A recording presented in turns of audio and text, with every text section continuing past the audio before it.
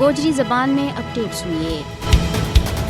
بھارت کا غیر قانونی زیر قبضہ جموں کشمیر میں مودی کی فسطائی بھارتی حکومت ریاستی دہشت گردی کے دوران نوجوانوں کو قتل عام کرن کے نال کشمیری طلبہ کو مستقبل بھی تباہ کرن پر تلی ہوئی ہے۔ بھارتی حکومت نے حال ہی میں ایک نوٹ جاری کیا ہے جس میں پاکستان میں زیر تعلیم طلبہ کا حوالہ دے کیا گیا ہے کہ پاکستان کا تعلیمی ادارہ دے حاصل کردہ تعلیمی اسناد نہ تو قبول کی جائیں گی اور نہ ہی ان کی بنیاد پر انہیں نوکری مل سکیں گی۔ مقبوضہ کشمیر کی عوام کی بنیادی آزادیاں خسن دے بعد مودی حکومت اور کشمیری طلبہ نہ پاکستان میں اعلیٰ تعلیم حاصل کرنے دے محروم کر رہی ہے۔ بھارت مقبوضہ علاقہ میں اعلیٰ تعلیمی سہولیات فراہم نہیں کر رہی ہو اور جڑا کشمیری بھارتی کالجاں اور یونیورسٹیاں میں تعلیم کا واسطے جائیں ان نہ بھارتی انتہا پسند ہندوؤں کا اتاب کو نشانوں بنایا جائے۔ کشمیری طلبہ پر اعلیٰ تعلیم کا حصول کے واسطے پاکستان کا سفر پر پابندی عائد کرنا کشمیریاں نہ غریب اور ان پڑھ رکھنے کی ایک سازش ہے۔ مودی حکومت بھارت میں مسلمانوں کا تخت کشمیریاں نہ بھی تعلیم کا میدان میں پیچھے رکھ ہے ان پر بھارتی ہندو افسران مسلط کرنا چاہے۔ اسی واسطے کشمیریاں